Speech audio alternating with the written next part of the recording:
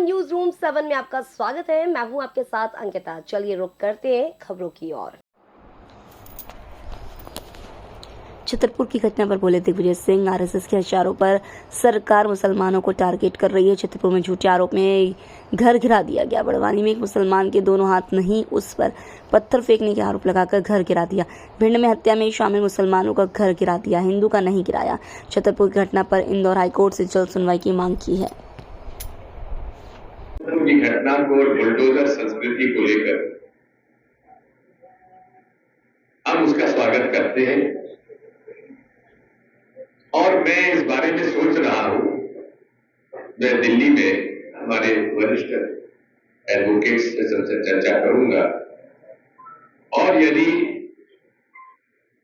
उचित रहा तो मैं माननीय सुप्रीम कोर्ट में जो मेरी PIL लगी हुई है उसके आधार पर इंटरवीनर बनने के लिए भी मैं आवेदन पेश करने के लिए विचार कर रहा हूं।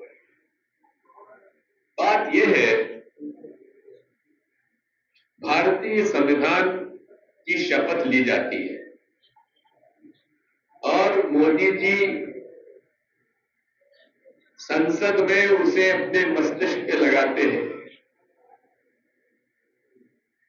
मुख्यमंत्री, प्रधानमंत्री, मंत्री और सरकारी अधिकारी ये सब भारतीय संविधान के द्वारा बनाए गए कानून और नियम का पालन करने के लिए प्रतिबद्ध है और जो ये पालन नहीं कर रहे हैं वे अपराध की श्रेणी करने की श्रेणी में आते हैं। अभी कुछ दिन पहले भिंड का एक वाक्य हुआ। एक व्यक्ति की हत्या की, जिन लोगों ने हत्या की उसमें मुसलमान थे, हिंदू थे। मुसलमान का घर गिरा दिया गया, हिंदू का घर नहीं गिराया। इसके बाद एक और जैन समाज के व्यक्ति की हत्या हुई, उसमें हत्या करने वाले हिंदू थे। तो जिस व्यक्ति की हत्या हुई थी उसके पिता ने कलेक्टर साहब से कहा, मांग की कि साहब जिस प्रकार आपने पूरी उदाहरण में हत्यारे का मकान गिराया है, इन हत्यारों का भी मकान गिराइए। तो आप समझ लीजिए कि जिला कलेक्टर भिंड ने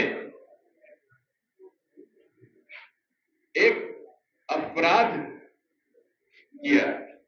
उनका फोन रिकॉर्ड हुआ, ऑडियो रिकॉर्ड हुआ है, हमारे पास वो है पेन ड्राइव,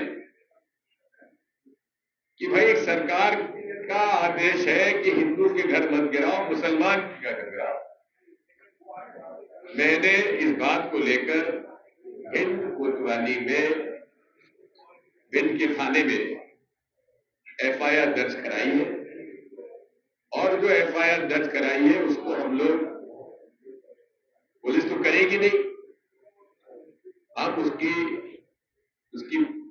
अपील न्यायालय में करेंगे और मैं निजी तौर पर ये मुकदमा लड़ूंगा। बात यह है कि जिस प्रकार से बिल्कुल बेशर्मी के साथ, मैं कहूंगा मैं भी 10 साल मुख्यमंत्री रहा, 5 साल मंत्री भी रहा और संसद सदस्य भी रहा, इतनी बेशर्मी से किसी भी राज्य के अधिकारी और कर्मचारियों संविधान और अपराध और नियम और कानून का उल्लंघन करते मैंने नहीं देखा जितना मैंने इन 20 सालों में देखा है। और ये एक मॉडल ऑफ गवर्नेंस बन गया है जिसे मैं BJP मॉडल ऑफ गवर्नेंस या मोदी मॉडल ऑफ गवर्नेंस कहता हूं। वो ये है कि नियम कानून को ताक में रखो, तुमको जो करना है करो, जिसको ठेका देना है दो, हमें उसका हिस्सा दो और तुम भी खाओ और हमें भी खिलाओ। ये मॉडल ऑफ गवर्नेंस है नरेंद्र मोदी जी का और भारतीय जनता पार्टी का। आप पूरे प्रदेश के ठेके उठा के देख लीजिए, अधिकांश ठेके जो है गुजरात के ठेकेदार आ रहे हैं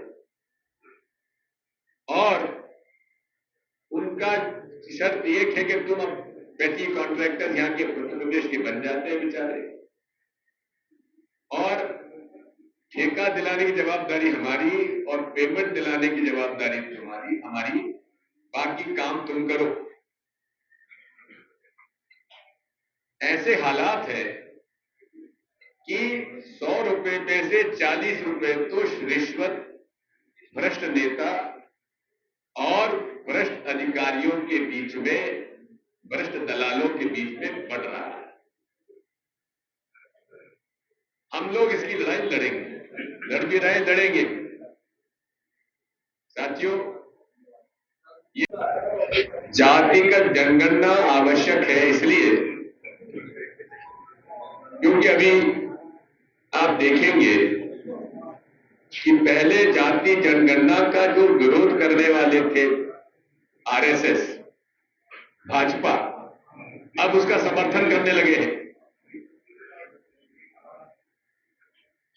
इसलिए मैं समझता हूं कि इसमें कहीं किसी को आपत्ति नहीं होना चाहिए और हर धर्म का पालन करने का अधिकार बाबा साहब अम्बेडकर ने हमें भारतीय संविधान में, हमारी संविधान सभा ने हमें दिया है। किसी के साथ उसके धर्म के आधार पर व्यवहार करना अपराध है और जो इसका नियम और कानून का पालन नहीं करता है वो अपराधी है और उसके खिलाफ कार्रवाई होना चाहिए। साथियों, मैंने अपनी बात कही है, अब कोई प्रश्न करना चाहते हो तो पूछ लीजिए। ये जो जिस तरीके से बोल रहे हैं कि देशद्रोह है, बजरंग पुनिया और दिनेश फोगाट ने देशद्रोही का काम किया है, संजय सिंह बोल रहे हैं भारतीय कुश्ती महासंघ के अध्यक्ष हैं। पहली बात तो यह है कि संजय सिंह जो है वो कौन से मेडल लेके आया है इस देश में, राष्ट्रीय स्तर पर या अंतर्राष्ट्रीय स्तर पर? ये कौन सी पहलवानी, कौन से अखाड़े के दंगल पहलवान हम जानना चाहते हैं। बात वही है, ये व्यक्ति जिस पर कि सुप्रीम कोर्ट ने कहा था कि ये रेसलिंग फेडरेशन ऑफ इंडिया का अध्यक्ष होने लायक नहीं है, वो चले कैसे गए, ये अपने आप में प्रश्न है। फिलहाल इस बुलेटिन में इतना ही। आप बने रहिए न्यूज रूम 7 के साथ। नमस्कार।